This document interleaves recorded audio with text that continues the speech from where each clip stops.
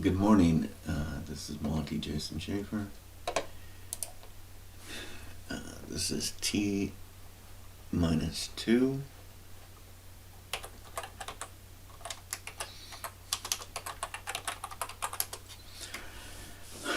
Judas Iscariot, the betrayer, betrayed Yeshua with a kiss. Not to be confused with Jude the Apostle.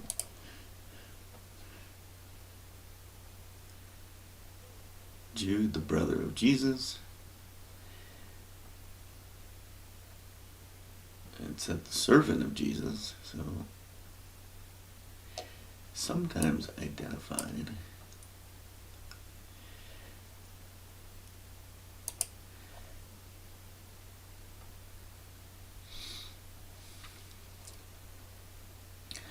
It's very interesting that they have such a finite date for his death, because they are saying Yeshua died in that range.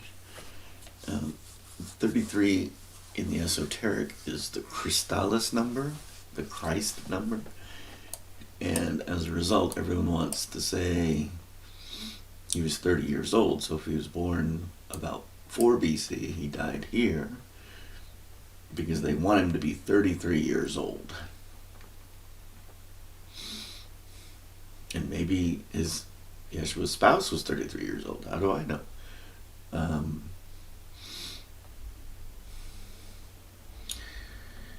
Which one is going to betray you? The one that sops his meal. So when they sit, they don't sit at a table like this. They're on the floor. There might be a level surface. They might have little couches or something they're leaning on. They have a bowl, so if they have meat with gravy, they can take their bread and sop it in the gravy. They certainly have jams and jellies, so if the women are making cakes for the Queen Mother of Heaven, it has yeast in it. That's why unleavened bread is so different, because by nature a woman wants her bread to rise. A woman in her body carries natural elements, and so then if I were to heat up a bunch of berries, the pomegranate, I don't know if you heat it up and eat it like you would a raspberry or a blueberry, and I don't know what berries were there, but you heat a blueberry up, pour it over some bread, and it looks like blood on top of bread, right? Because it's a red or blue berry. It's now in some liquid form. So they're claiming Iskariot. So Ish means husband. They're saying that just means man generically. And then they're saying Kariot was where he was from. But as you go through and read this, we've got scholars spinning their wheels over this. There's actually a Gnostic Gospel of Judas that said he had a very close relationship. There's a difference between the word betrayal and to hand someone over. And if someone had to hand over Yeshua with his disciples, having little Judah do that aligns with my proposed look at things, not to be confused with Barabbas or Basabaras, not to be confused here and here. Judas, the son of James.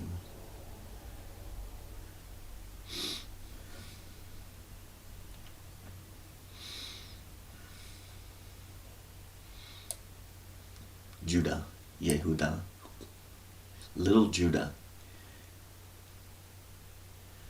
That would be one of the most popular names in the land. You would think some other names would show up more often. That there are 12 brothers, not just little Judah. Little Judah has rights to the throne, the Levites. You would think there would be lots of Aarons. The Levites run the temple, so the main cabal would be the king's scepter and the priest's scepter. That's just how civilizations work. That doesn't mean the lost tribes don't have family. They might be smaller in number, but the school is going to represent all 12 tribes. The temple being the school. So then everyone goes through all these different, oh, it could mean this, it could mean this, it could mean this. Based on the story. The story I tell is he falls and his head smashes open, but the other story is that his entrails smash open. So if he was already marked to be killed that day, little Judah, he's already got a cut in the side. It's possible that they started to, you could take out the intestines and the kidneys of a human with hyssop or some anesthesia, and they could probably live for 2 days if you know what you're doing. So this is interesting because that kind of looks like a date palm. I don't know how tall date palms are. So we don't know what tree, we don't know anything about this. The chicken wakes up. It's funny. So this one's suggesting that little Judah killed himself after Yeshua was dead, and he was afraid that when the resurrection was going to come, Yeshua was going to come and defeat him. One of the concerns I have with the model I'm developing is this need for Yeshua and his friends to come and kill everyone. But that could have been a requirement of the old system. But you did have to purge the branches of the house of Jacob. So then you need to be able to teach. So there's something about a field, the purchase of a field. It's very interesting that they're talking about a field over and over. The burst open stomach. I thought somewhere I read that his head smashed open, but it could have just been his internals. So everyone for centuries and centuries talk about the betrayal. Now think about that. If you want a story to endure, that's what you do. You make it salacious, especially for a non-literary group. We live in an age of too much information. So, the cabal likely controls search engine results. So you go to page 17 on Google and you have nothing today. And in 2001, you would learn something interesting. So the person that developed that website in 2001 likely took down the website because they got bored, and or Google in their averaging, because they no longer use the true algorithm, in their averaging algorithm and their masks of the final results, the vector masks, we don't get page 17 of interesting information anymore. And so we have to rely on something that's curated here, but the cabal's involved. But you got to remember, God controls the universe. So the cabal keeps trying, but this Wikipedia article likely has not just the cabal involved in the writing of this. And so that's closest. Ishkar, and I don't know what the end part. It's probably Ishkaret. And I'm going to get to that. That's a Mayan word. And we'll talk about that in a minute. So there's all this doctrine, and then there's people that will come out and say, well, he really didn't betray him. This is all fiction.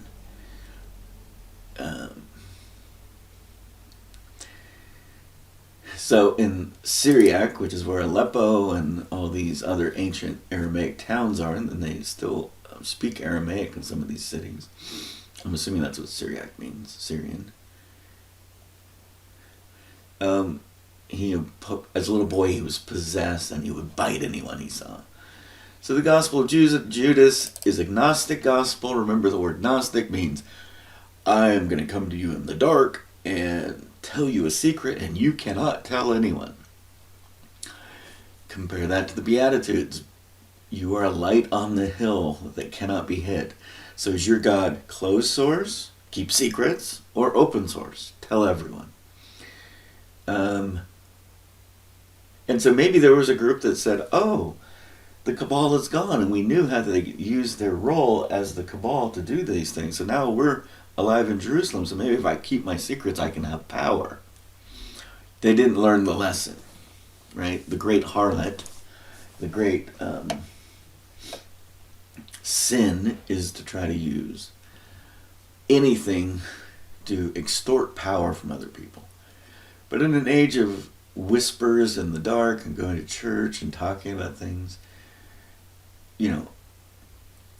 someone being the betrayer of Yeshua in the history of time for 2,000 years is useful for what I would call the true Christian, someone with a good heart, because they're constantly going to say, am I in a situation where I'm betraying my fellow man? Whether intentionally or not.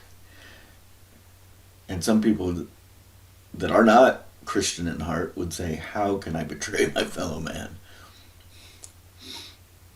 So, the kiss. So if someone had to turn him over, and so one of the stories is Judah thought he would defeat the Romans and went to him, and then he took and gave the money back because he wasn't happy with how things were going, because he knew that Yeshua was the Messiah, and that was what his great sin was when he told the Romans. But he expected this warrior king. But remember what Yeshua promised. You'll kill me, and then you'll tear down your temple. So war would come, but he didn't lift a finger. He's red-headed because red hair is supposedly some sort of negative trait. He's got a dark halo at the Last Supper. So, because the narrative was this, so if this isn't Roman propaganda, suffers an agony, Pilate suffers an agony of regret. Oh my gosh. So this is interesting. This guy kind of goes through and looks at the different stories. So then there are people that go out and say, yeah, he didn't do that. So then people say this is the tree. They would name a goat that would lead a bunch of other goats to the slaughterhouse, but not be killed as the Judas goat. Burning Judas in effigy right around this time of year. And then they're saying Caiaphas did it. Pontius Pilate was clean of all this. He washed his hands. But if you read through some of this, there are some stories that Judas was actually crucified in place of Yeshua, and then they did some body swap to talk about the resurrection, like to pretend the resurrection occurred. Some of the Christalis people believed that there was like some sort of 90... we live in 3 dimensions, so they're talking about 9 dimensions. Some 9-dimensional Yeshua lived a life and had to die, but at the same time, someone that was very much like him, a 12-dimensional Yeshua lived and didn't have to die. So there's all sorts of interesting stories, and the point is, because the main thread is still available, everyone can go off and make up their stories.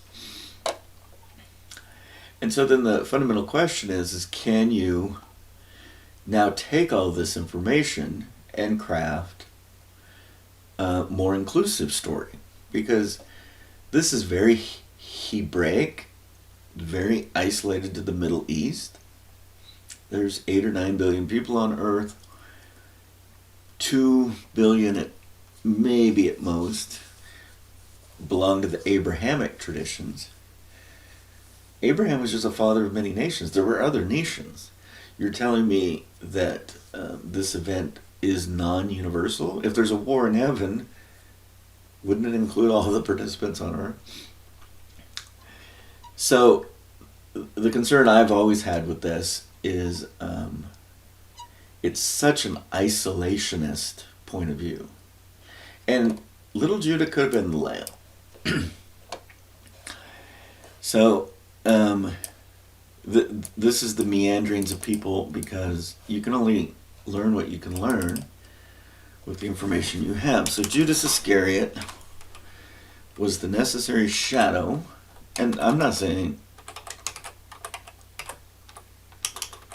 that any of so there are some that says Yeshua told him to do it. Others say he went to the cross instead of Yeshua, and I'm saying he's little Judah, and he's likely the year of the rooster. But I'm going to use the word little Judah because little Judah to me represents the son of Yeshua, and Yeshua and Yeshua's spouse. There's so much negative branding with Judas Iscariot. Judas is a Greek word. Judah is a Hebrew word.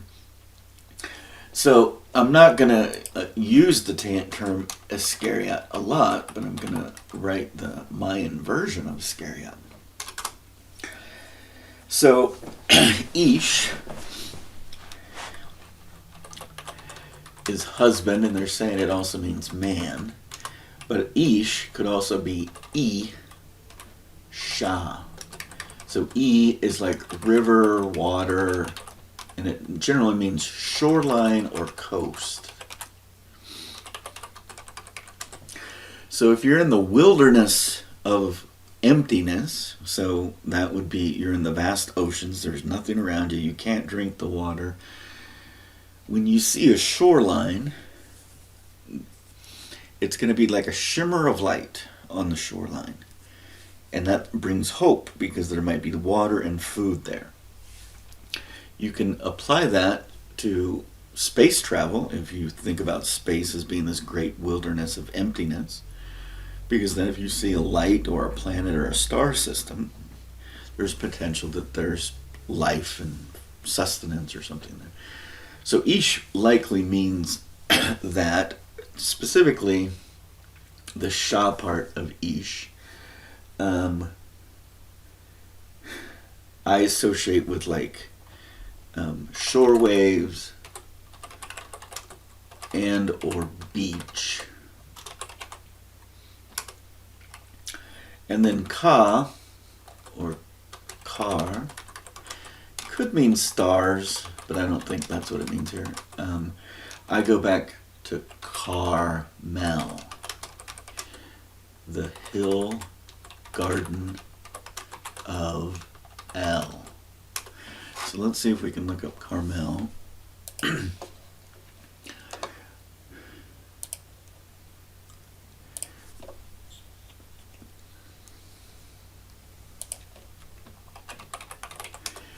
So when I say Carmel, where do you think? Do you think the Monterey area, the Monterey Peninsula in California, Carmel Beach, Carmel by the Sea, which is a place I've lived? Or do you think of Carmel in the north part of, so that's all the same word, not a lot of choice there. So if you put it on a map, it's, I think, northwest of Jerusalem. Okay, it means garden land. It means a mountain. On the west side of the Dead Sea and the south of Hebron. Interesting, because those are two different locations. And it means fruitful, but it should have El in it, right? If you don't see El there, why does that one not have El? And every other one has El in it. So it's a garden with fruit trees, etc.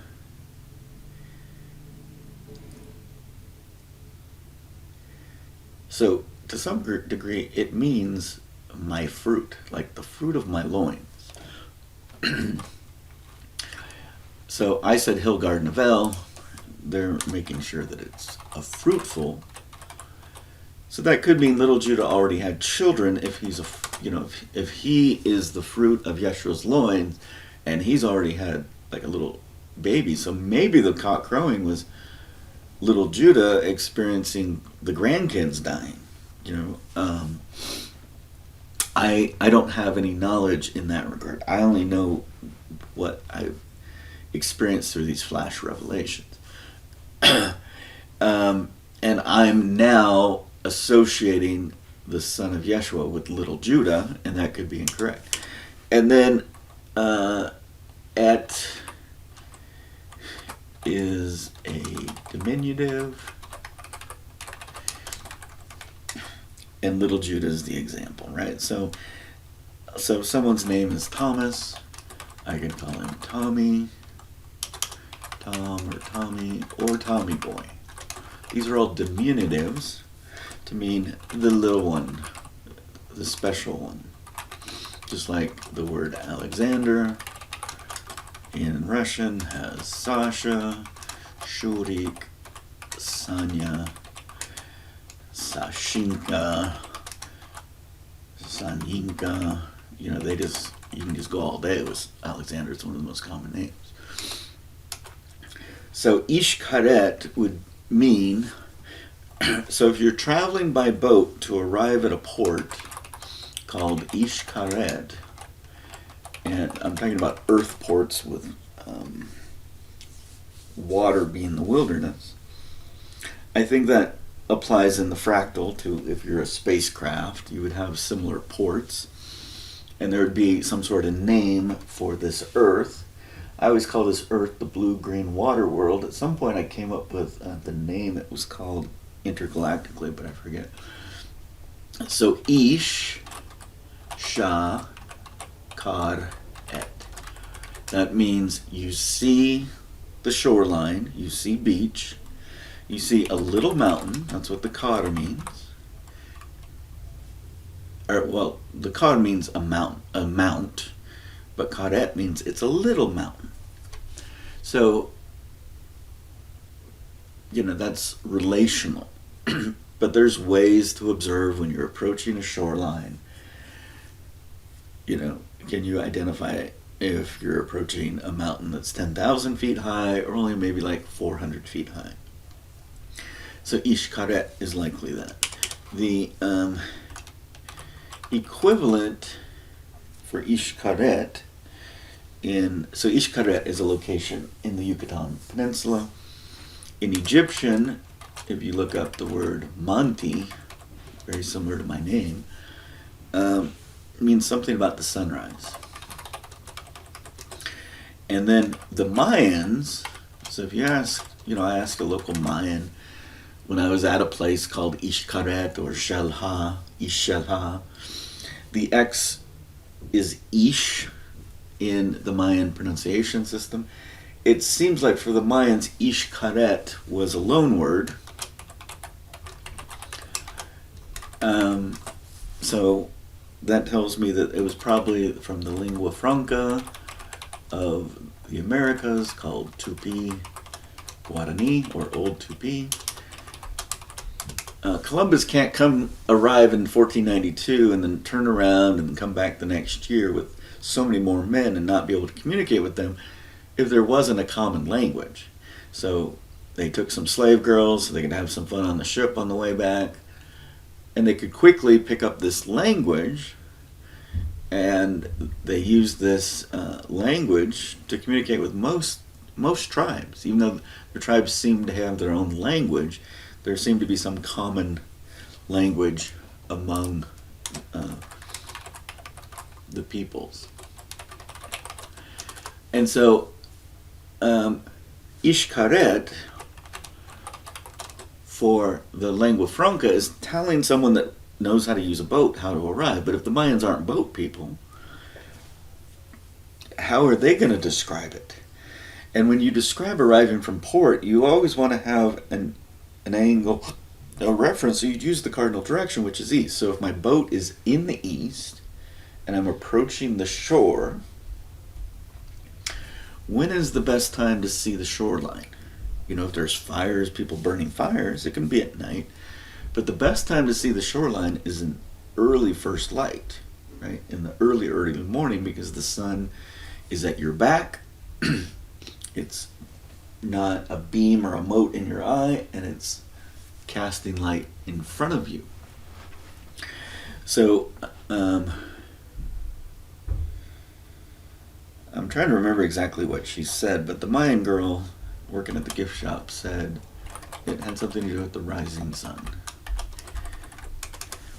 So if the land of the port is called Monti, which means sunrise, and the locals equate this word with sunrise, but this is the name of the port to this land. Sunrise is sunrise. It's a map of the languages, so that's not hard.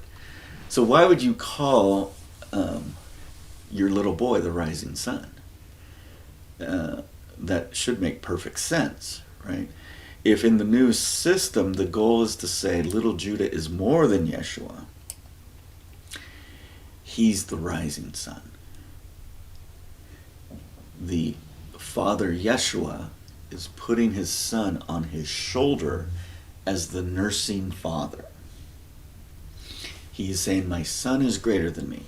But little Judah's 17. But that's the purpose for that title. Little Judah is the rising sun. He will rise as I diminish. Does that sound similar to what we learned from the Baptist? So they have all this data.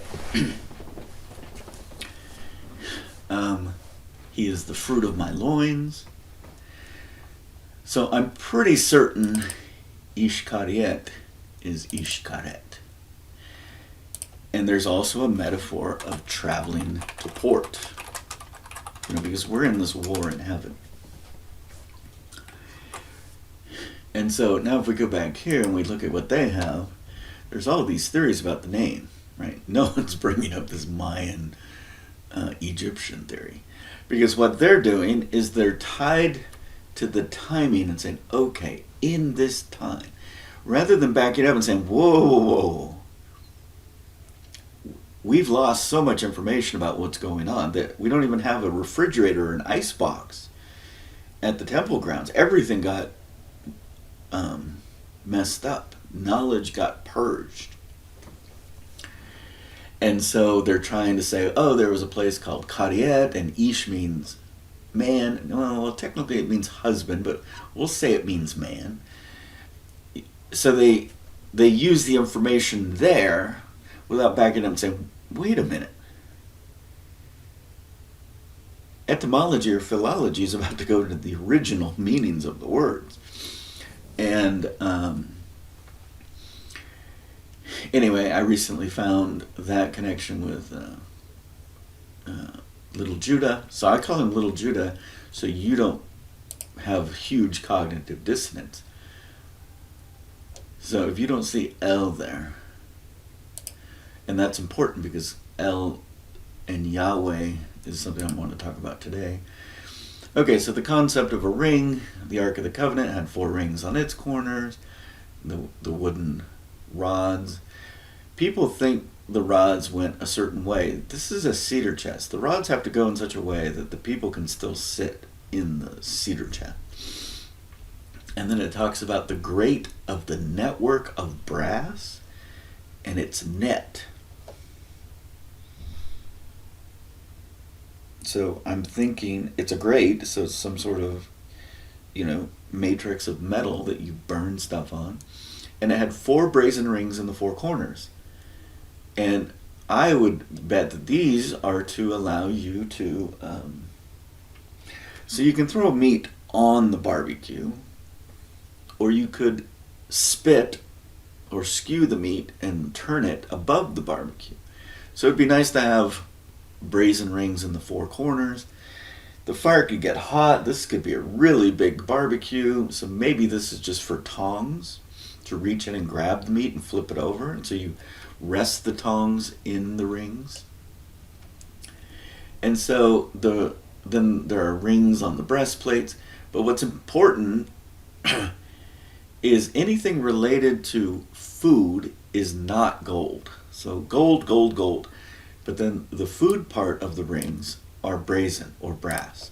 So they knew better than to eat with gold. And so, she'll put under the circle, compass means circle or circuit. So you've got flesh hooks. You gotta receive the ashes. You gotta clear out all this fat that cooks up into the barbecue. And when you start the fire the next day, you'll take a lot of that fat, and that'll be the fire starter. And if you read Esdras or one of the apocryphal words, the word for that fire starter, the fire starter. So this is where the words naphtha comes from, which is gas, which is a byproduct of bitumen or a byproduct of asphalt. So this was the products out of the ground of Arabia, which is modern day oil. NAFTA being a treaty about trade, and it tied to oil. But the fire starter, the word is Nephi in Esdras, or one of the original 70 books that got reduced to 66 books in the Apocrypha. So that ash pit with the fat from the previous day is a perfect way to start a fire the next day, because Nephi is a fire starter natural, and it's a recycling of fat and ash from yesterday to start the fire today. So anyway, that's just a little tangent based there. So we have this network of brass and 4 brazen rings. So this is important. So the grate. So I don't know if this is the same net they were captured in, but at some point some of them were burned. So brass, nekshat. So reset is the net. So they may have had a way to suspend with the ropes the food near the fire without. So when I barbecue, I like a seared piece of meat, but I have no idea if the searing of meat was allowed. So maybe they had these nets so they could lower the meat really close to the wire frame, and I'm assuming there's a wire frame here.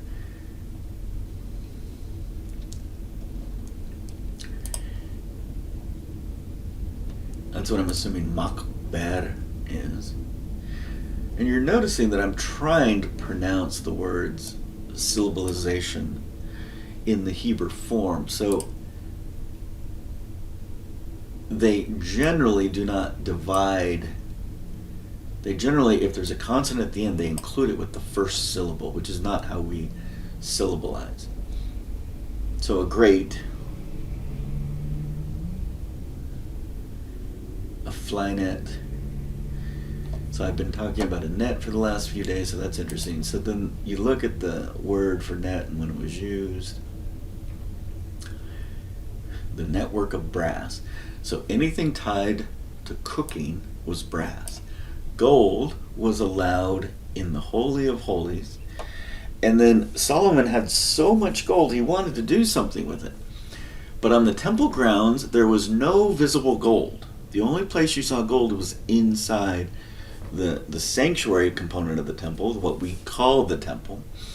So when you would enter the temple, it was lined with gold. And it served 2 purposes. One was a Faraday cage, and one was to say, gold has no value to us. But Solomon had so much gold, he wanted to put it outside. And the temple of Jehovah that built in Solomon was this wooden frame. They talked about these huge beams of pomegranate. So they had to have imported that wood from India. And these are old trees, because you can't get pomegranate beams these days. The ability to have a tree that wide to create a beam that long is just not possible. So it's this wooden enclosure. On the inside, they put the gold, still serving as a Faraday cage. So the Ark of the Covenant is a Faraday cage in a bigger Faraday cage. And then they put this special white T-2 clay, the clay of all clays.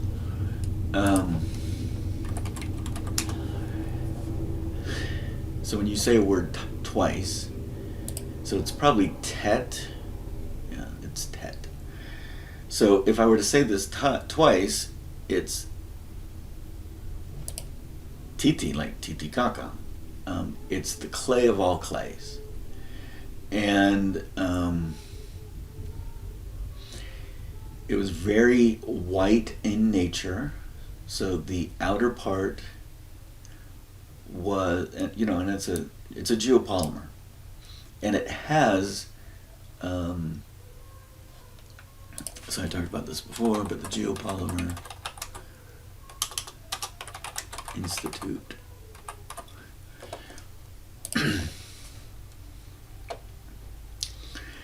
So there was probably a basic one that was, it's a function of what you're going to use as your primary clay. Whatever you're using as your clay is useful. So you'd want to use a clay that's white. So if you have a white limestone, it's all, just broken up, you could then make it into a brick. Or you could make it really, really wet. And so when I say Titicaca, this is the same technology used in the place called Titicaca, which archaeologists call Tiwanaku. And it built the pyramids. They're understanding now that you can use it in ceramic type geopolymer processes. They 3D printed a house. They look at this is the important part, the electrical conductivity. So it could be used, in this presentation they're talking about using it to recycle human waste and putting small versions of this to actually capture electricity from the human waste, which is a really clever idea. To scale that in our current Cabal society would be a challenge. But if your source is a white clay and you add the potash and the water glass, that's a binding agent, and then it just dries into a block, into a brick, like it said here in Isaiah. And so the other key is the double word. So if I were to say this word twice, it would be teet, which likely got truncated to titi, like Titicaca. And when you say a word twice in Hebrew or ancient Egyptian, it's a compounding effect. It's to say the clay of all clays. So if this were in a very liquid form, you could stucco it on the exterior of the temple of Jehovah that builded Solomon, and it's got electromagnetic properties, again a Faraday cage property, but it's also beautiful and white. It's also beautiful and white. So you just have to find, the primary clay to be white, add so imagine why this would be applied to the potter's clay, right? Humans should be the clay of all clay if we're made out of clay. And that's one of the words for man, which is Adam.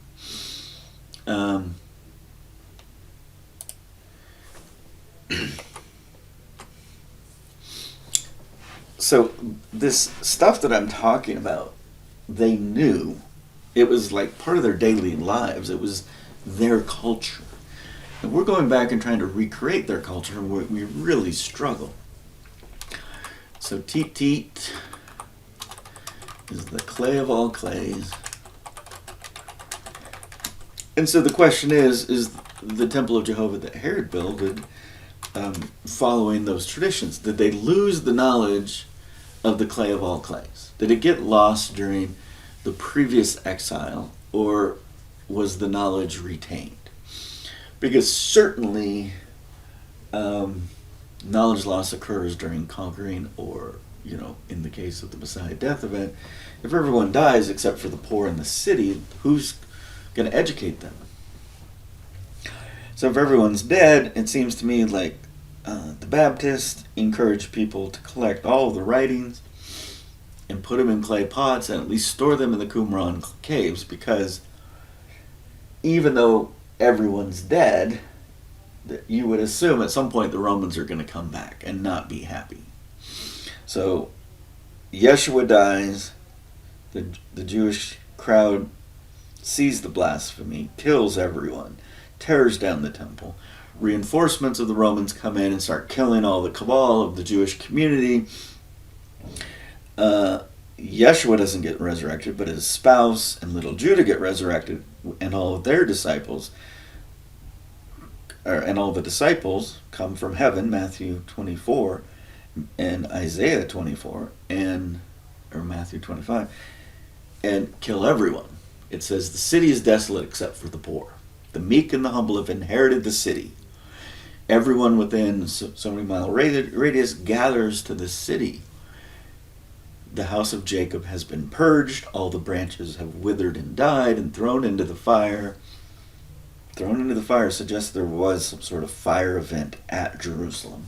Not just, the Romans setting the houses on fire. I'm talking about an airburst event.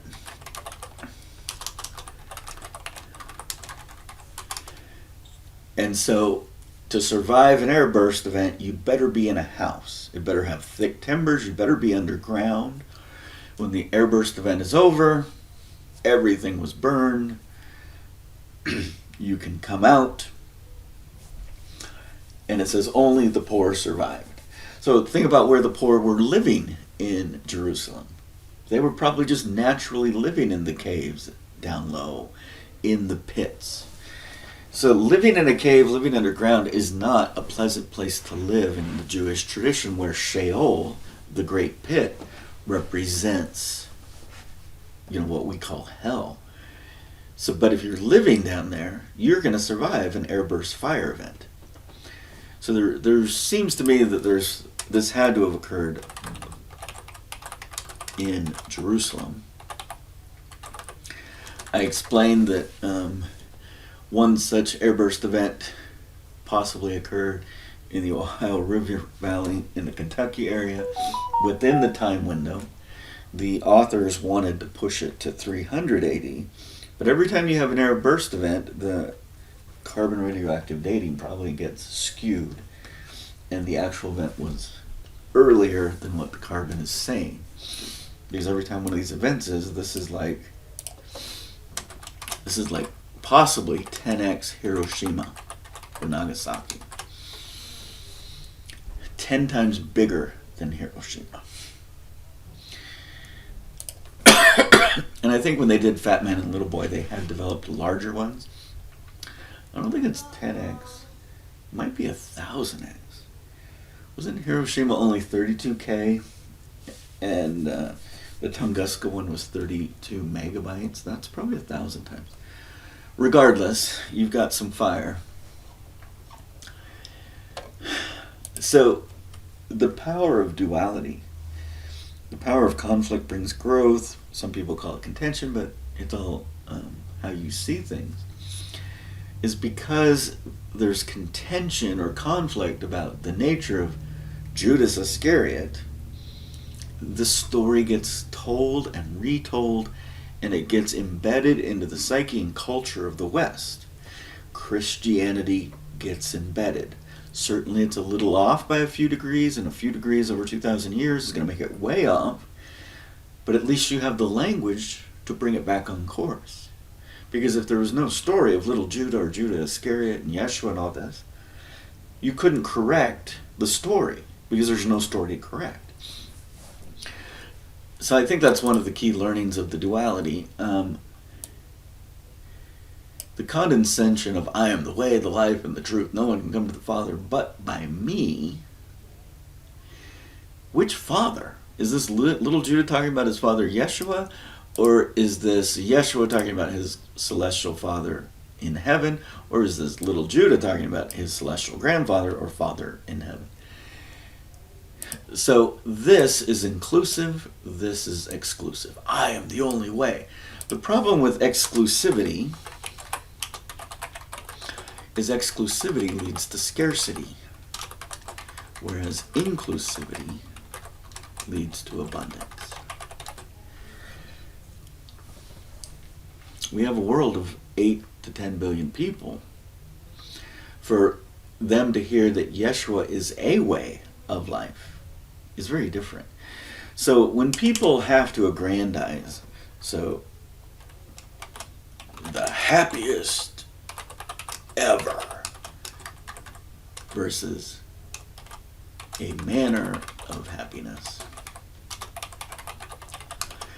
The happiest ever means you know all things on all planets and all universes, and you know for a fact, objectively, that you were the happiest ever.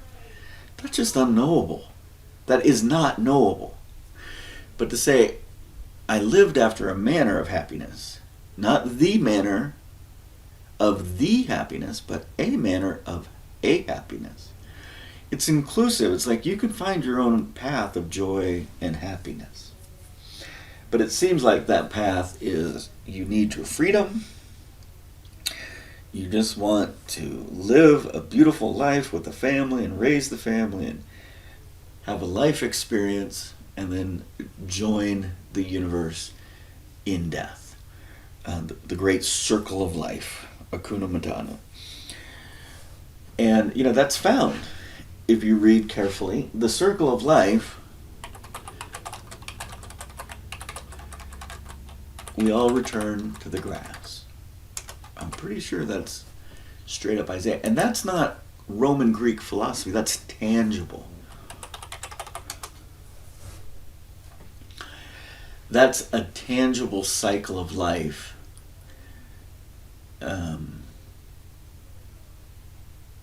I think it might be Job, actually.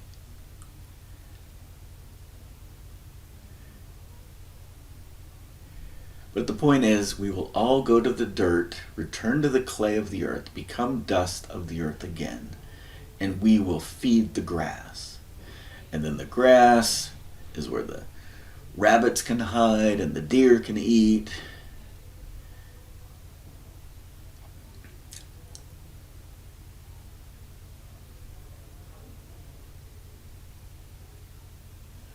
All flesh is grass. It might be that one.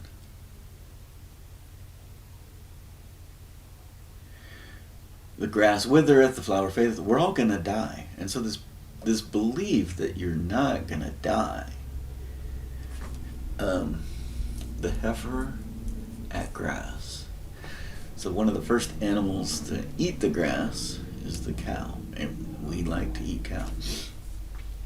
So this inclusive way is limiting the control mechanisms, which is maximizing potential for enjoyment.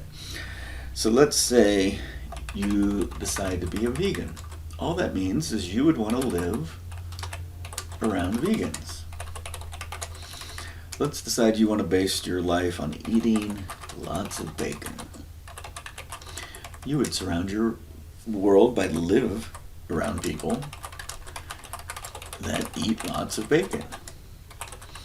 Maybe some of you would like to see how the bacon is made, and you'd live around people that eat a lot of bacon that see how the bacon is made. Now, some of you in your social norms are going to say, well, the vegan's a better life choice than the eating lots of bacon. Again, that's you determining that there is the way, not a way. And until you can overcome that, you fall into the slippery slope of cabal and the great sin, because the slippery slope is then you will control people and choose what they're being forced to eat. Whereas if you want to live in a community of vegans, that's just your choice. And then from those experiences, whichever group you chose with, you will learn. And maybe you will live or die faster, but we're all going to live or die. And what you learn may be different. So for all of you that align with the normative traditions of the West, eating bacon, too much salt and fat in your diet, you're going to have heart disease and die. Okay. But the vegans are no better. If you're a vegan woman, it's very hard to sustain a natural pregnancy without meat.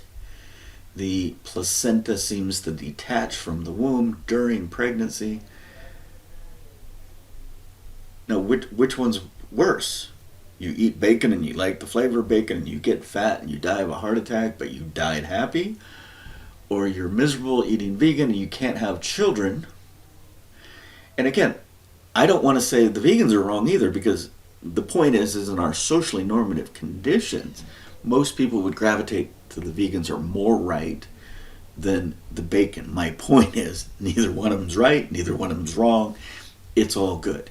You choose to be a vegan, you better figure out a way to increase your plant protein intake to help if you want to have a child. If you're a female living a vegan life, you need to increase your protein intake. The protein of animal seems to be better than the protein of beans or soy or any other vegan product. So this is the social norm. Oh, look at these fat people. They eat all this bacon. They're getting fat. They have heart disease. And so socially, we have said the vegans, they're intentionally choosing not to eat meat, so they're not killing these animals. But going back to the circle of life, why are these animals here? These animals are here to live and die. And if they die because they get hit by a train and get eaten by an bald eagle, or if I have a hamburger from them, or they just die, get hit by a train, and don't get eaten by a bird, but animals are looking for food. Either way, they go back to feed the grass. The circle of life continues. It's not sustainable. There's not enough animals on Earth. Well, that's just a stewardship problem. You have poor engineers engineering the amount of grass, the amount of smaller animals so that predators can live. In the Guarani, this is called La Tierra Sin Mal, the land without evil. If you're a good steward, the jaguar is not going to eat your child, because the jaguar doesn't need to eat your child because there's so many other animals in the jungle. If man is the Homo sapien, sapien means the wise one, the sentient one, his stewardship is to make sure that jaguar has food, and he's not competing with the jaguar for food. Nor should he kill the jaguar, because they're equals. They're both predators. What's the advantage of killing a jaguar? Are you eating it, killing it for its meat? Are you killing it so it won't kill your child? There's a different way to you. If you feed the jaguar could be your pet. And so this fundamental theme of duality is, yes, there is a duality, but duality isn't competition. Duality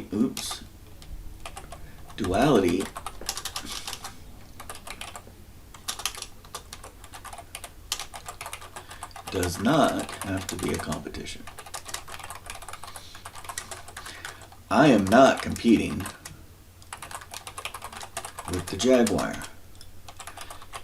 To think I'm competing with the jaguar is to have a mentality of scarcity.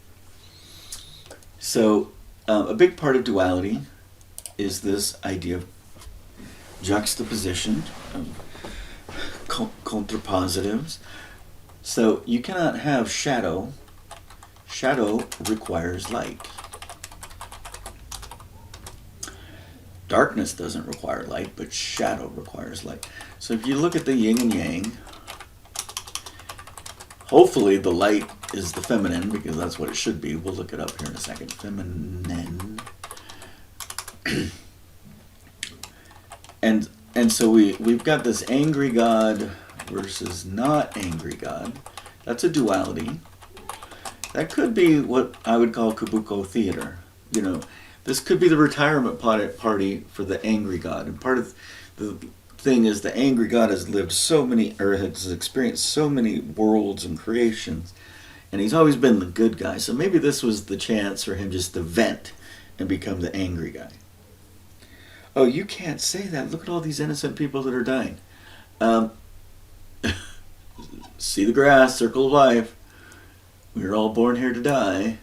It's not that you lived or died, it's what you learned from it. So a vegan can learn a lot by eating bacon. Someone that eats a lot of bacon could learn a lot by living like a vegan. If you're in your echo chamber, you can't learn a lot. If you have diversity, you can learn a lot. There's a reason there are dog star seeds and cat star seeds on the same planet. But we do have in the narrative some sort of angry God versus not angry God. The angry God is about control versus freedom. The angry God is about singularity versus poly. So we could say polytheism, polygenesis, polyamorous. You can love more than one God or one person. Incarnationish.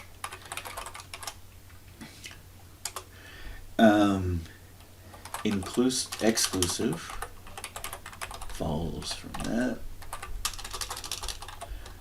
Exclusive versus inclusive. And then obviously exclusive leads to scarcity versus abundance. I am the greatest. I am the most high. El Leon, El Shaddai. And so the war in heaven may be summarized in the Malachi scripture. Let's see if we can find Malachi. Mal-Aki. I think his name is actually in the scripture. Let's actually search. Malachi.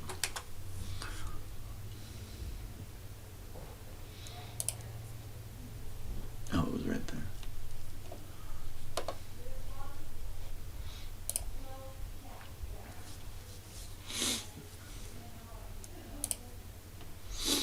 So this is nice that it's actually in the text, because then we can see its meaning. So notice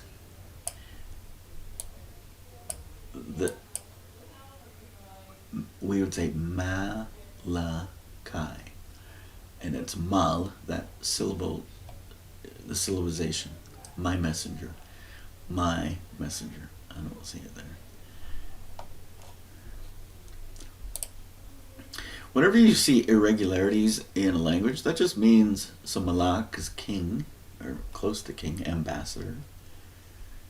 So Melech, or Melech, I think, is king.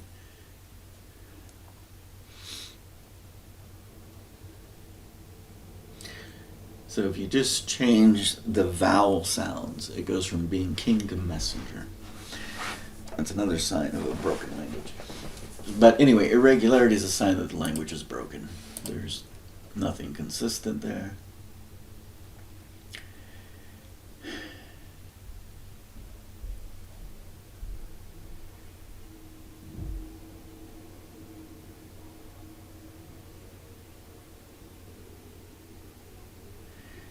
And this is a weird scripture right now, this part. I hated Esau the firstborn, and I loved Jacob. Certainly Jacob had favor with whichever god this is. And then he's talking about sacrifice, the rising of the sun. That's interesting. So that would be Kum. Oh, it's not Kum. Misrak Shemesh. Shemesh. So I see a palindrome there. Shem Mesh. Shemesh. Forward and backwards it sounds the same. Mishra is the rising here. Is that Misrak?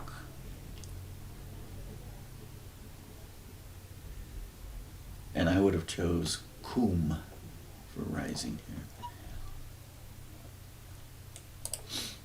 And so then the question is why is Malachi using that word when... and the reason I said this was Shem forward and backwards, you can see the palindrome there, you can see the palindrome there, right? If I read it forward and backwards, it's the same. And then Shem is name.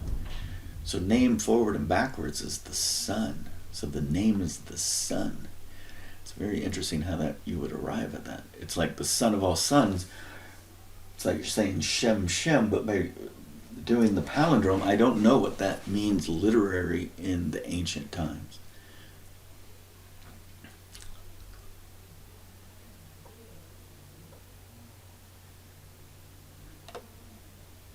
My name shall be great among the heathens. So maybe that's why he allowed Jacob to be Jacob and steal the birthright from Esau.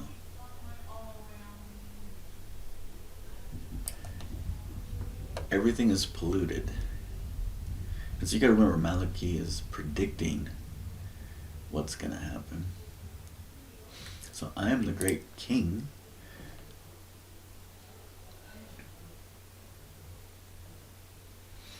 So look at the Z plays there. Za, za, za.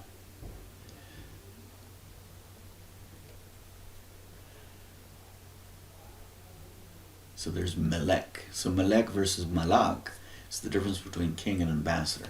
That's very, very similar in sound, which is going to create some confusion. So on a side note, I wanted to look up rising.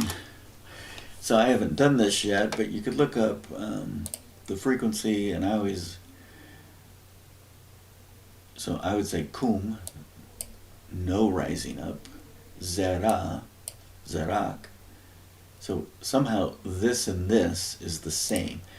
It just put the word me in front of zera, because it did that, it dropped the E. But I would say kum is rising.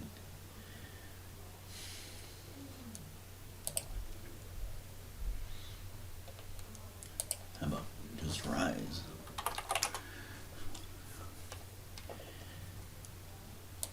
But I would prefer the Strong's Concordance over the modern one. So there it is. To raise up.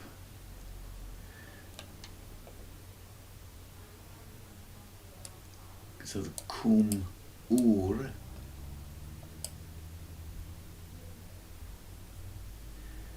would be a command to get up using two different sound.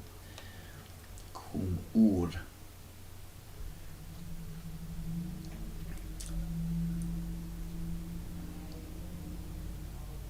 But apparently when you talk about the sun, you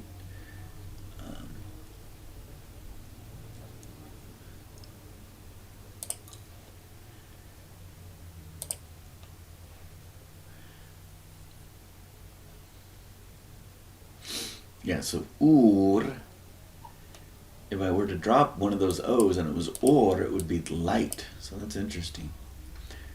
So this is like get up, but to awaken is a tie to be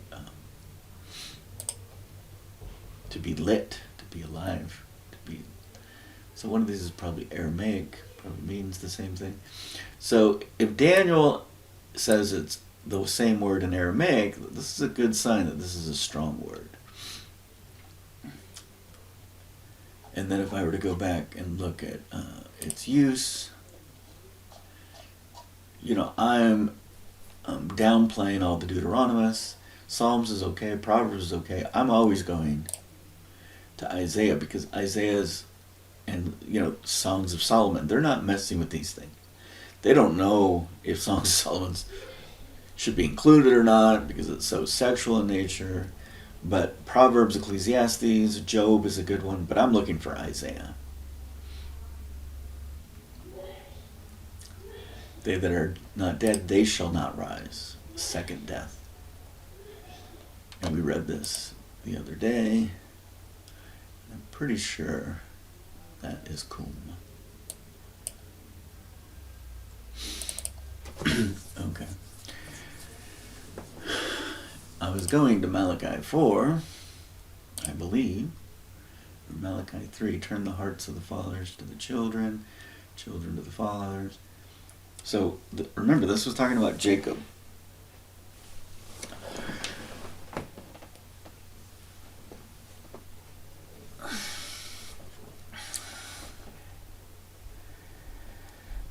So he includes the sorcerers, the adulterers, the false swearers. But I would say this is a consequence of just being rich. This is the sin of Isaiah. Oppress the poor. Grind the face of the poor. But to maintain your lifestyle, you're going to have lots of women around you in your life. You're going to pay for ways to try to maintain your wealth that are beyond God. You're not going to see God as the giver of all things. And so that's the great sin. These subsequent sub-sins or subsystems are not the primary focus. So we're almost to Malachi 4. Okay. It just said in Isaiah that the house of Jacob was purged, the branches were dry, that some woman could just break them off and throw them into the fire. And it literally said a woman would do that. That's interesting. The Son of Righteousness. Notice which son that is. Shall be, remember, so this is the wordplay. The name, Shem. Yare isn't fear. Yare means awesome.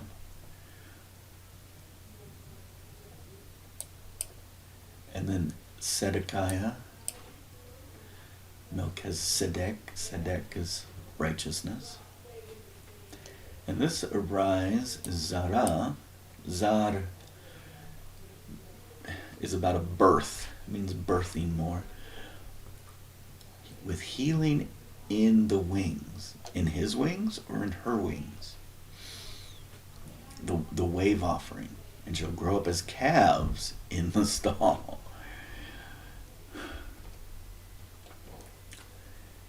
The dead will be ashes. There was a burning in Jerusalem. And I'm not just talking about the city got caught on fire. I mean, there was a burning to ash. Certainly Pompeii, we know this is exactly what happened. But if there was an airburst event over Jerusalem, boom, ash. And so this is what I was... So Moses got the law at Horeb. So I think Horeb isn't what we think Horeb means. Horeb literally is decomposed as the mountain, the core part. This means mountain. And then what does Eb mean?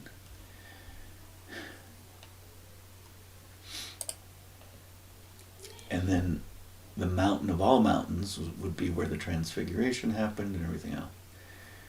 The Elijah the prophet. Now what is this Elijah?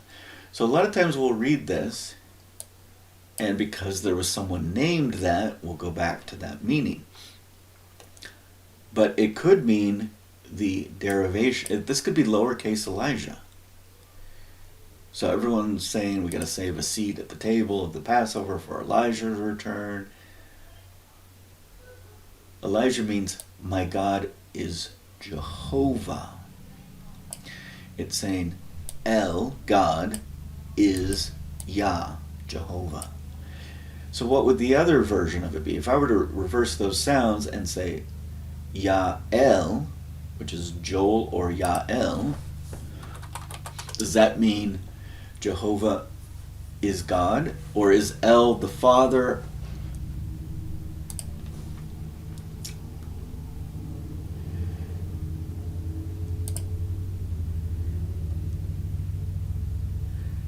Okay, so this is Joel.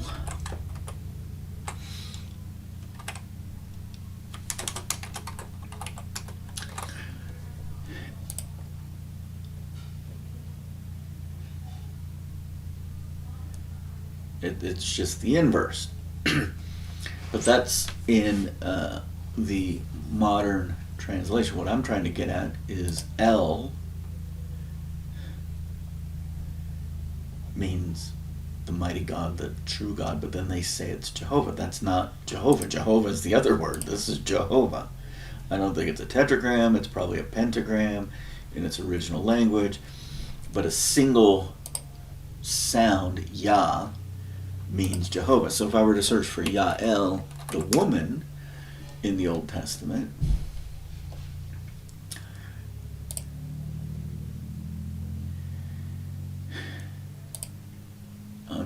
and she's much older in terms of the storyline. And because she's buried into this war story, it's possible that she's not. So she's a mountain goat, you see. I was hoping that she was not.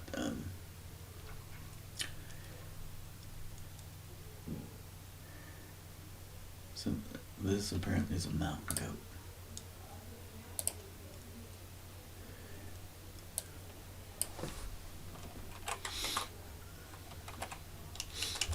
And I could see the difference. So the Lamad's the same. The L has the Aleph, the symbol of the cow. But that just shows you there's something broken about that language. Okay, so the Malachi 4 is then going to say the hearts of the father to the children, children of the father.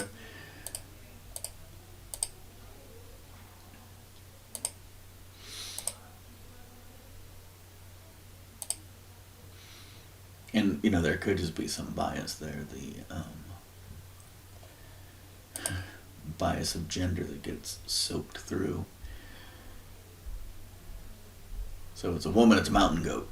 But if it's a man, it's something about God. But this is the scripture of scriptures. The seat of reason is the heart. Abel.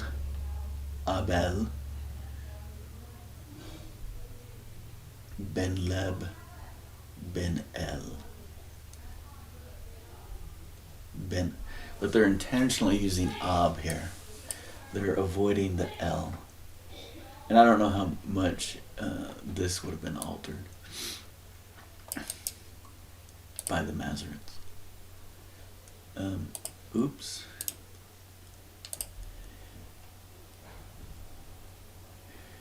The heart of a father to his son, and the heart of a man to his neighbor.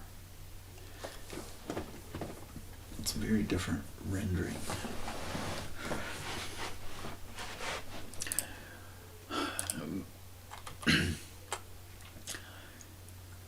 So this is the Yael, the mountain goat. She can't have a name associated with God. So now let's look at Elijah.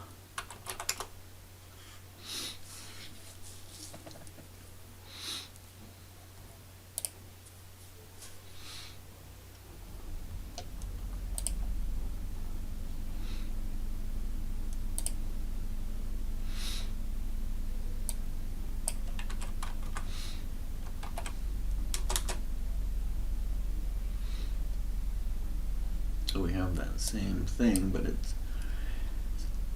So my argument is you're reversing the sounds. So I'm saying this is El Yah.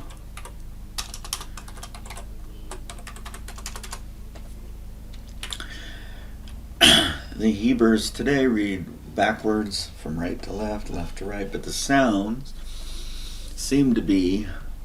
So we have a difference between Joel, which is Yah, Jehovah first, and then El. And then we have Elijah, which is the inverse. El, and then Jehovah. That's what I thought the heart of the father to the children was going to show. That there was an inverse here. Because think about what Joel talks about. Is what Joel talking about positive or negative? So Joel talks about visions and dreams of young and old. Young and old. Right? That's, what is that, Joel 2:28 or something?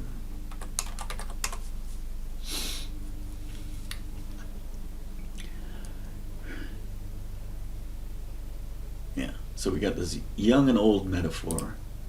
The spirit upon all flesh. Ruach. Basar, basar, and your sons and your daughters, specifically separating them.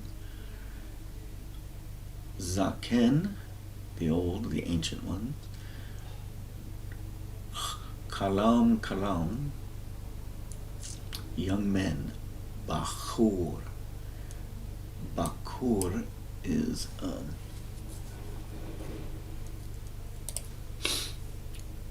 a root of cow in Egyptian. What did I just do? I thought I wanted. Must have clicked on the wrong one.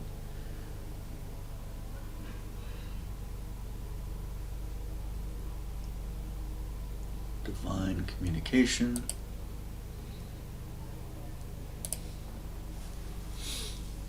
Vaca is cow in Spanish. The bak sound is cow in Egyptian.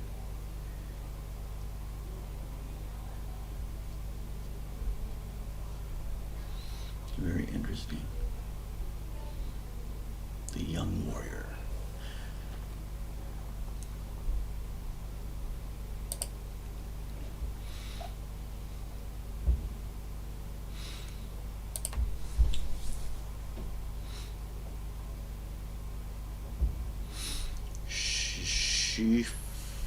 Shifka.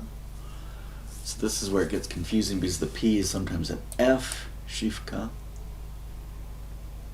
So the maidservants, the lesser class, the lower class, not the cabal, the servant class.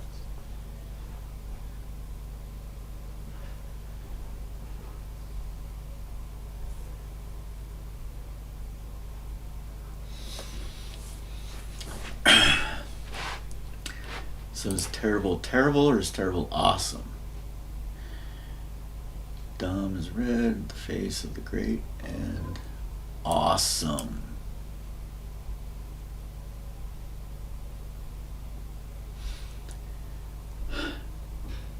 So when you see this woman being tortured, what are you doing? Are you looking away? Are you looking down? Are you calling out a prayer for her soul to heaven? I think that's a big part of what that's being said. Okay, so the reason I wanted to bring this up is, in the one tradition, I believe it was Enlil causes the flood. I'm suggesting that there was going to be a rain of fire first, and the flood was necessary to save life. It killed a lot of life, but it saved life. And so I'm saying there's an angry God, and I'm suggesting maybe the angry God's name is El, the Father, the angry God. And then Yah, Jehovah, is I'm going to say the God group, but we'll just say God for now, that is not angry. So El is going to rain down fire, and Jehovah causes a flood first. And then you got to remember, in the academic world, El came from the Canaan area of the north. Yah came from the Canaan area of the south, the Midian lands. That makes sense. And then there was Asherah, who was the spouse of El in one narrative, or Yah in another narrative. Consort, whatever that means. And then we have Baal, which could mean Lord, or it could be the good El, because Ba is good in Egyptian.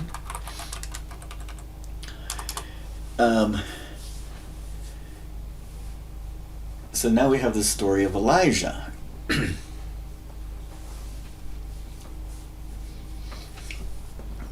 Elijah mocks the priests of Baal.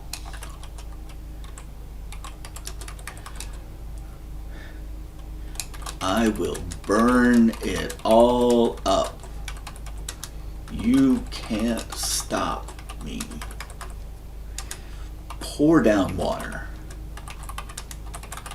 I don't care. I will still burn it all. So if you don't know the arc component,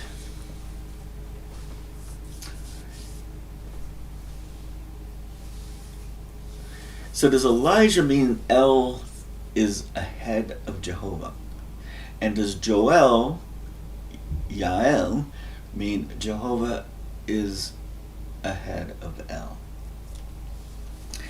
So it seems like Middle Earth is where all the chaos broke out. The Nubians, the ones that loved the gold, built some tower. So this was the region. The Middle East was the region. Who was the initiator? There were boundaries and territories. So if you read Deuteronomy, I think it's 3 in the 23 maybe in the what we call the Dead Sea Scrolls somewhere. It explains territories was a function of your order as a god. The Elohim had some sort of order. So El was probably the one in charge of this region of the Middle East. Was El the one in charge of the infiltration of the Nubians, the infiltration of this woman demon in the ocean that kills the great guardian of the ocean and steals his blood and semen to create humans that come out of the caves and kills brothers to start a society? The hybrids. I don't know. But where this is leading to is the concept of duality. The story has been very exciting because of the chaos, because of the uncertainty. So if you believe we will all die,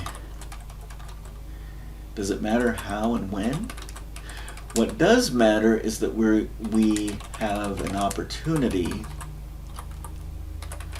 to enjoy and find happiness, a manner of happiness. So if you try to control or manipulate another for your happiness, that seems to be, no, that's not part of the new system. Not the new system.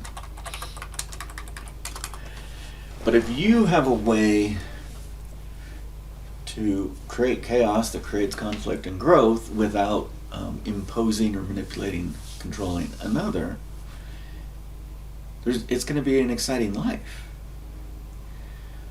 But the current life, because the cabal is so in control and manipulating the world, we're all enslaved.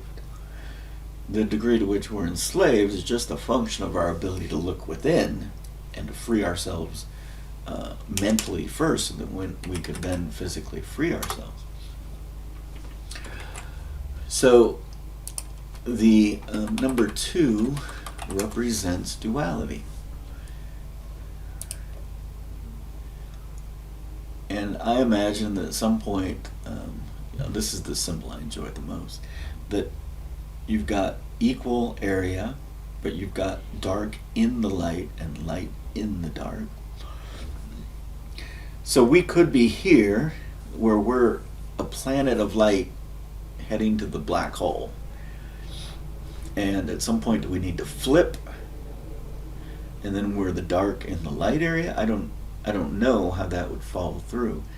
I see that the B there. Look at that. What is that B?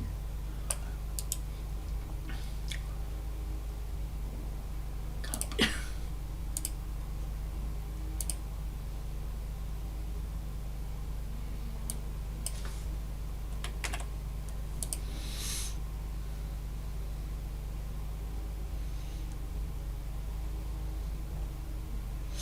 B means town.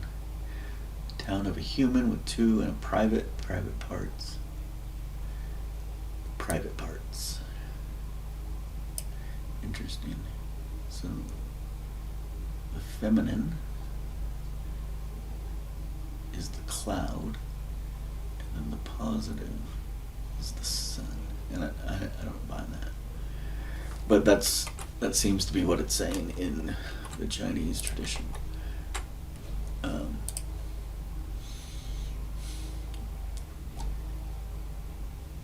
So the feminine, in my estimation, is the light. And it seems like they're saying the opposite.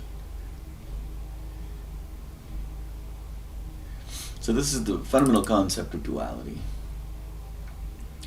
Without duality, there is no essence. Yin is the dark side, and remember the dark side was that first one. The cloud. So that's interesting. Bright sun. Because it seems like they're saying the shadow is the woman.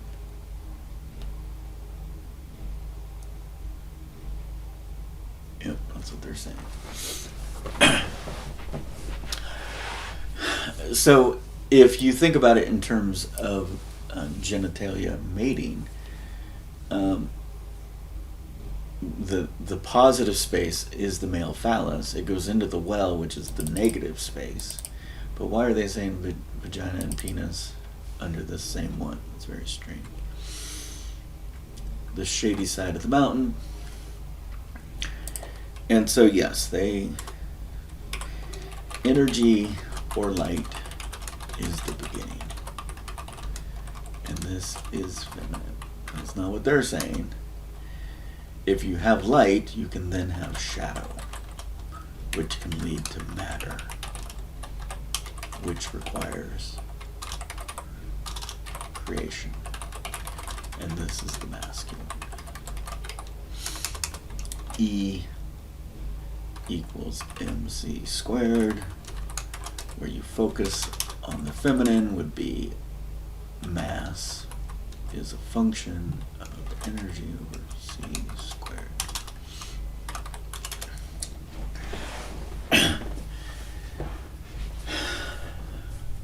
Which came first, energy or matter? So in the Gangan tradition, Brahma may be the chief god, the creator god, the trinity of the supreme with Vishnu and Shiva. But there's really interesting stories with the god play of Brahma with Vishnu. So Shiva seems to be the war god. It seems to be pretty straightforward.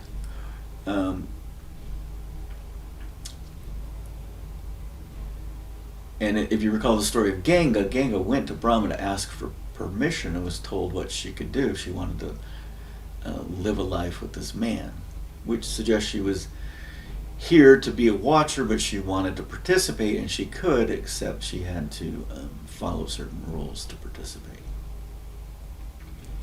But there's something called the golden egg, that in one Brahmin scenario, which would be a masculine lens, he came out of a golden egg. But in another scenario, he had to have come from a woman, right?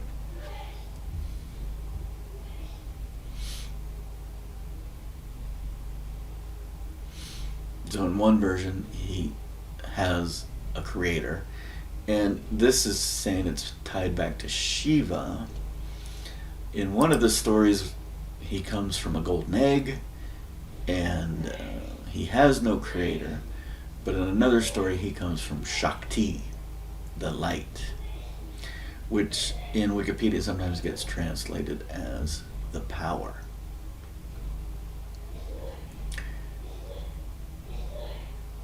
And so there are some of these relationships between Brahma and Vishnu, and one of them seems to be younger. Like one of them seems to be the grandfather and one's the grandson, but one of them can like morph through time and play tricks on the other. So it's like grandpa's getting tricked on by little grandson, and I don't want to use Vishnu and Brahma because I don't remember the order there. But Brahma, golden egg.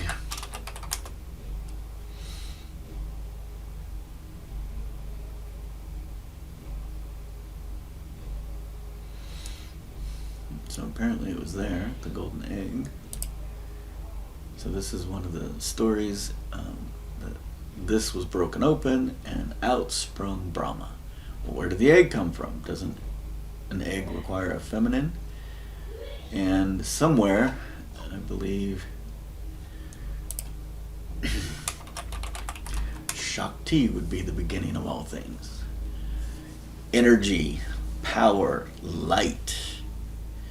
Shakti. And in this case, she's a consort of Shiva.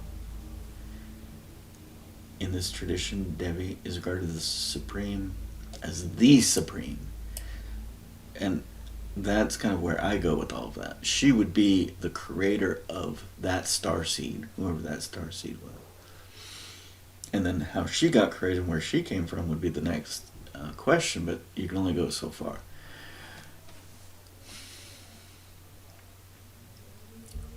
So, Adi Shakti, the Supreme Spirit without attribute. Does that sound like the Holy Comforter? And I would call this the All-Mother, which can manifest. So Shakti is energy. The All-Mother is the beginning of creation.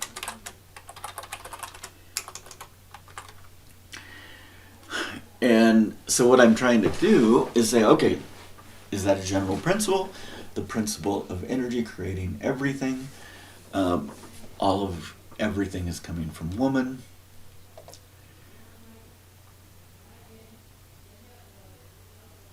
And I talked about Durga the last time. She was the one that defeated the demon bull.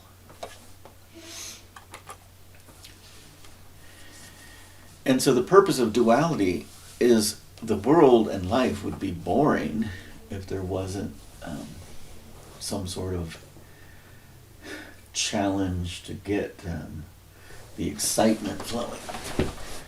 But boring doesn't have to be embedded into Kabbalah stupid. Like, I personally do not like poor engineering, and sometimes I'm like, oh, maybe I designed this poor technology and engineering, what I would call the R-Tech, R meaning crappy or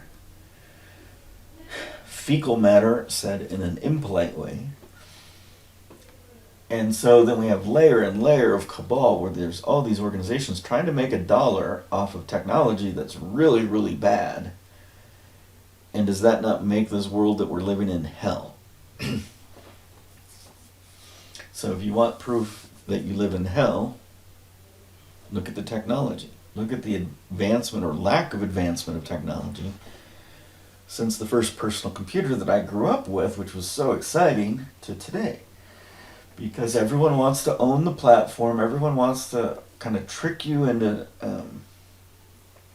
buying a monthly subscription you don't need for data storage, etc., etc., etc. But wait, we have Elon Musk. He's the greatest ever. Yeah, he's developing a car from a lithium battery that's not sustainable. It's not an infinite resource. And that technology was developed 120 years ago when Henry Ford decided to build the black Model A and Model T. So there needs to be a restoration of technology in alignment with abundance. So you look at the resources that are abundant, and with those resources, could you build technology and community? Everything should be modular and interdependent. The dependencies create cabals. You use dependencies to manipulate and exploit people. If there's no dependencies for a standard design, anything and everything could work. But there's a reason there's an iPhone platform and a Droid platform and a Microsoft platform. Everyone wants their dependencies. And then there's a reason for a platform for vehicles. So if there was one modular design for a vehicle, it doesn't matter. You can have it whatever color you want. Any component could be interchangeable if it was modular in design. You have to reduce the dependencies. To me, that seems to be the fundamental idea of reducing 4 to 3.14. You're cutting the corners, reducing the dependencies. You're saying there's more than one way to get back home. You're not saying it's the way. That's a dependency way. So going back to some of these,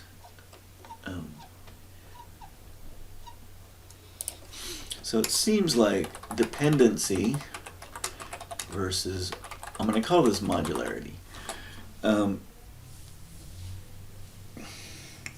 There's a lot of independence built into modularity, but it's not independency per se.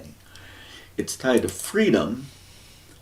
Control forces dependency. So Elijah mocks the priest of Baal, something about Asherah being there. Pour it down, I don't care, I'll still burn it all. There's just something weird there. Elijah seems to be angry. It seems like El is before Jehovah. Joel seems to be not angry. Jehovah is before El. And so if the mess, so let's say you developed a hospital system on this planet as a temple garden. You developed 10 territories. It seems like the mess occurred in this one territory, the Middle East.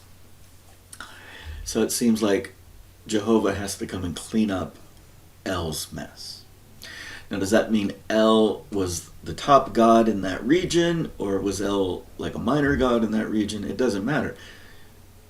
Yahweh, Jehovah, likely was already in the region, and maybe was a lesser god. Maybe he was ranked 99, maybe El was ranked number 1 in this region, and he was ranked 999 in this region. But it doesn't matter. El messed up. Jehovah's going to clean up the mess. That would imply that there's someone above Jehovah, the Elohim, the All-Mother and the All-Father, that are giving permission for this to occur. There are councils, mentioned in Daniel and other places. Are those local councils? Is this the council of the Middle East and the gods of the Middle East? Or is this the council of the council? So does that mean, are the gods of India and Ganga participating? Are the gods of China participating? Remember, these are hospitals. These gods and demigods are here to heal people, to give people life experience, to help them remove negative energies and karmas from past experiences on past worlds. Maybe they're misfit toys, I don't know. But if the point is, if everyone's given their autonomy, when you talk about a council, which council are you talking about? Is it the local council of the local territory, or is it the global council? And when I want to understand this earth, I want to understand the global council. What's going on in all of the earth? And what does the Messiah death event have to do with all of the earth? So it seems like this was an all of the earth event. Okay, someone's going to rain down fire, it's going to create desolation, it's going to kill everything. Let's put Enoch in charge. He's going to evacuate everyone. Not just everyone in one little sub-kingdom. Everyone on earth is evacuated. And then Noah is going to represent one area, one of the regions, and he's going to build a boat. But that means you need 9 or 10 other boats for the other area. And you need to build the boat in such a way that it can survive on the water for a year, and it has really thick timbers, because when the fire comes after the rain falls, you're not going to die from radioactive exposure, whatever this fire falling from heaven is. The rain of fire. Is that not the story of Elijah mocking the priest of Baal? So you pour down water, everything's still burned up, but because of the water, those that were on the ark, those that, and by ark, there were probably 10 of them, because Noah was probably with one region of the world, and there were probably others. We have many mythologies of arks, and then we also have mythologies of people going and hiding in caves and mountains and surviving. The Chinese call the number 4 death, because the 4 columns or border territory elements that held up their sky collapsed. The tiles collapsed. the yellow goddess who had repaired the tiles when the demon god was defeated and wanted to kill himself by smashing his head against the firmament. She went and repaired it that time, but this time it's not repairable. It's gone. So now we have this Chinese yellow goddess repairing the tile because some guy is trying to kill himself by hitting his head. Now I can couple that in to the story of Durga, the Indian goddess that took all of the weapons of all of her other gods to defeat and slay the demon bull. And it says the head was cut off, but I'm saying maybe it was the other head, the phallus. So now you've got this demon bull that can't procreate and create children, so he wants to kill himself, so he smashes his head against the firmament. So now I have a way to tie the two mythologies into a coherent piece.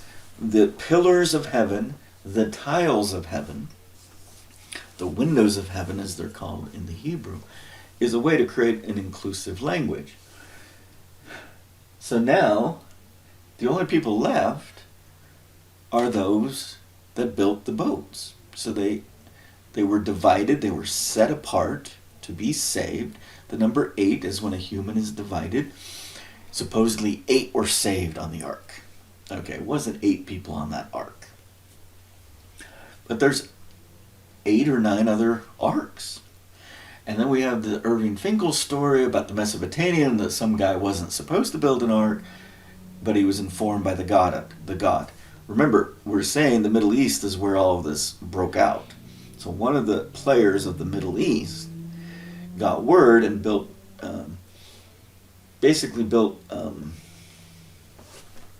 flaxen cord and made a round boat with a bunch of rope.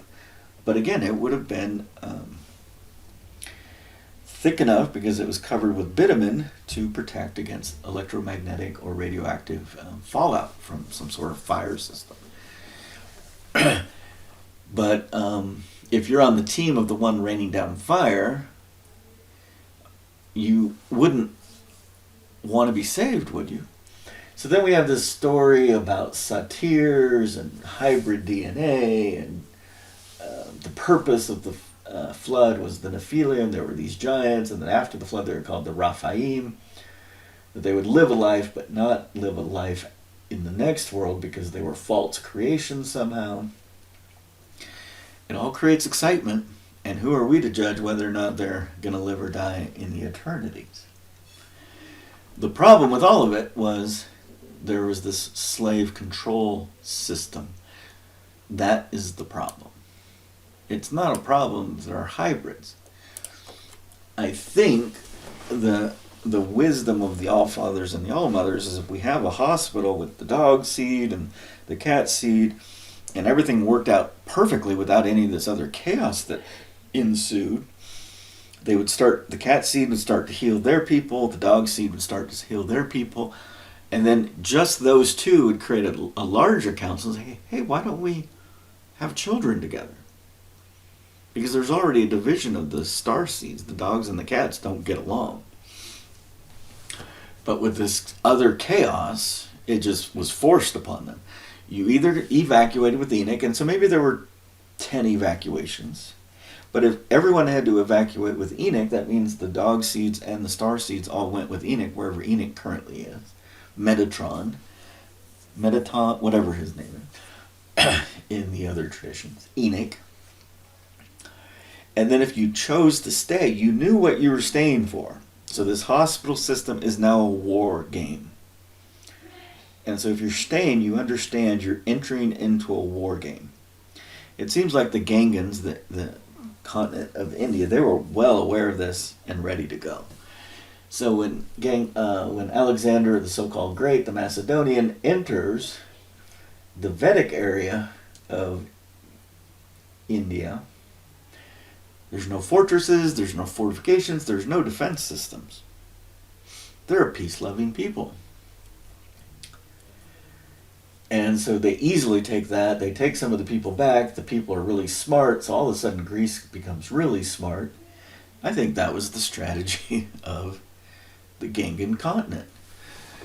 Let's let them come and conquer some of our people, because if we die, so what? We have this eternal view of life and Shakti. But by us being taken captive into their land and us being smarter, we can teach them about math, we can run the Oracle of Delphi for them, we can teach them about eternal wisdom, because the goal is to heal these warriors that are suffering post-traumatic stress and will not stop warring, and we want war to end. And then supposedly Alexander gets to the river Ganga. He's told he better not cross it because on this side is where the warriors of the Gangan peoples live. And there's 10,000 elephants and whatever. And supposedly he sneaks across the river, meets a yogi, finds out about eternal life. Like he wants to live forever in this mortal body. And he learns you're going to be alone. So he doesn't drink from the well, or the bird talks to him or something. So there's some interesting story about Alexander the Macedonian. Regardless, Alexander invades the Vedic side of India, and then all of a sudden Greece is propagandized with the intellect of India. Not nearly as good. You know, India, with their Shlotkis and stuff, could say numbers with really long, big numbers with single syllables for each part. And in English, it takes us hundreds of syllables to say really complicated numbers. They likely had the number pi over 10 ingrained in one of their cryptic Shlotkis. Now notice it's pi divided by 10. And it was correct to lots of digits. They're representing that we're not pi, we're just a tenth of it, right? So that you've got this earth, we're a tenth. But they seem to be, the reason I give them the thumb of the right hand is they're very populous, very capable of playing the war game. They played the information game by giving Greece all this knowledge, which helped Greece explode in intellect. They were capable warriors. They were the first ones to build the swords of iron. And if you read their Vedic scripts, the demigods, or the gods from heaven, gave them all this information and they wrote it down. But I would say the Vedics are the lesser of the Gangan peoples. The people from the northeast of Ganga, along the Ganges River, they didn't write anything down. If you're a student going to take a test and you have all these notes that you wrote down to help you on the test, does that mean you're a smarter student than the student that just goes in and takes the test? Well, it depends on who that other student is. You could be smarter because you're more capable. But if there's that other student that doesn't study, doesn't take any notes, and goes in and does better on the test, that's because they just know more. And if you look at the Ganga, it's one of the purest rivers in the world. Its mountains are the Himalayas. It's one of the most sacred places on earth. It's masculine, and the reason I give it the right hand thumb is it's a very capable star seed. And it's masculine because it teaches about the intellectual of the brain, which is a very masculine thing, not the heart. It has all the weapons of war. It knows how to do commerce.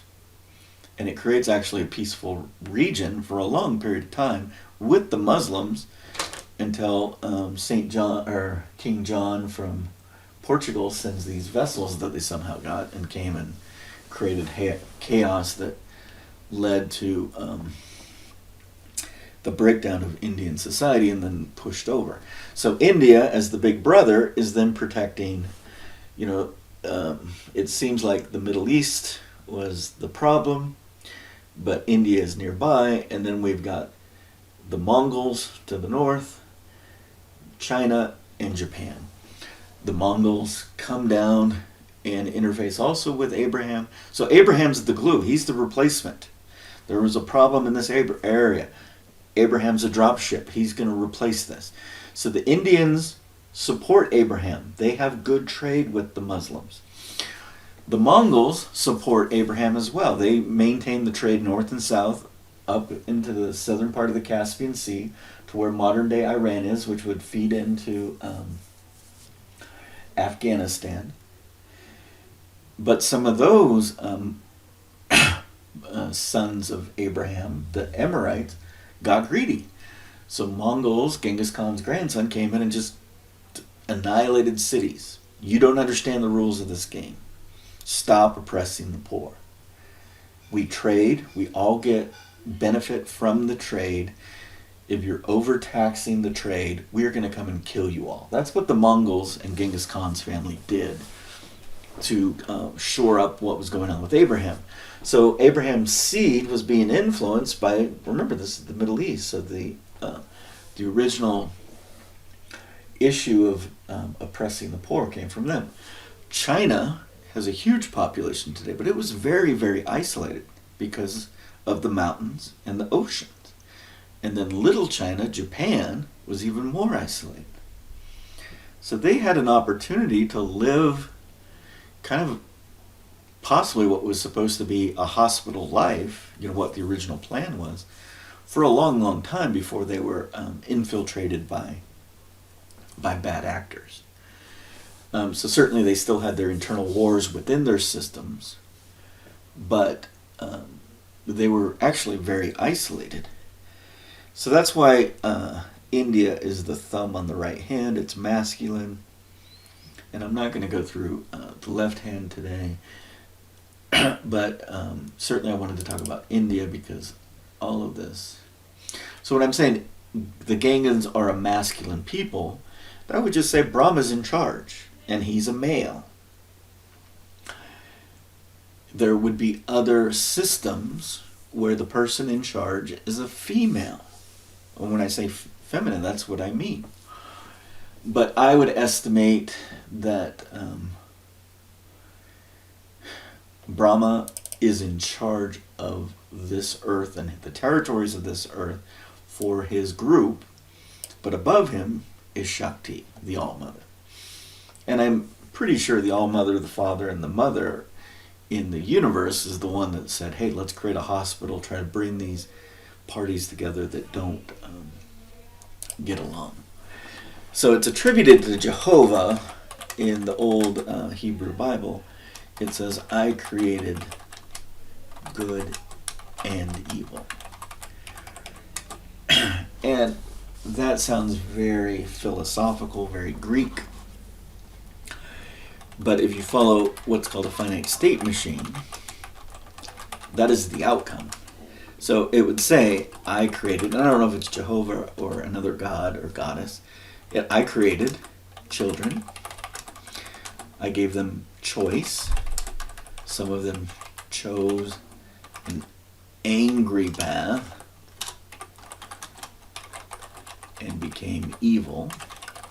And again, I don't like the word evil. It's such a... Some chose a happy path.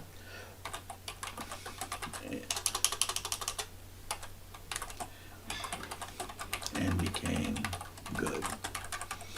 So you add all of that up, I created good and evil. It's not I created good and evil. The Hebrews are very concrete in their understanding of things. So I think about, the Greek philosophies. Is that just the philosophies of men, or is it like one of the star seeds like that? So the Andromedans seem to me to be very logical. They would be the ones of telepath, so noise and sound is a nuisance. Now go back to the Enlil and Enki story. What was the reason of the flood? Oh, they're making too much noise down there, right? That seems to be the Andromedans. They would be the abstract mathematicians.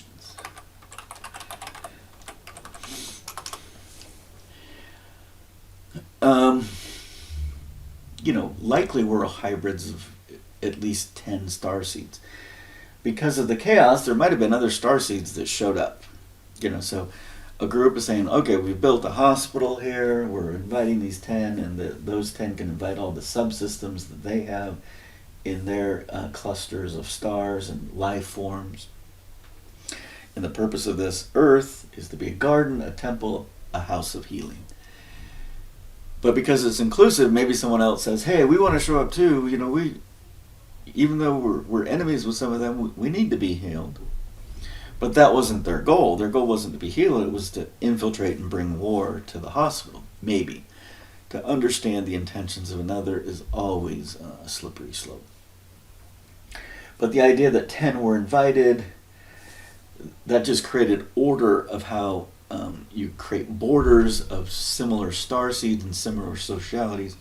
So the purpose of the hospital and getting good cosmic energy through living experiences would be easiest in similar socialities. Why 10? Why not 11? Well, look at your hands. I don't know the answer to that. We're going to live and I'll turn to grass one day, and the grass will turn to food for the next generations. So we are all cannibalists to some degree, if you think about it, in the finite state. Duality makes the game exciting. Duality is not about the one and only way, the polemic version, but it's a way. Polemic is contention. Duality in a harmonious way is not contention, it's just growth. And so today is T-2 to the Messiah death event. I think tomorrow we're going to kind of summarize and come to a conclusion. May God bless and keep you. Shalom.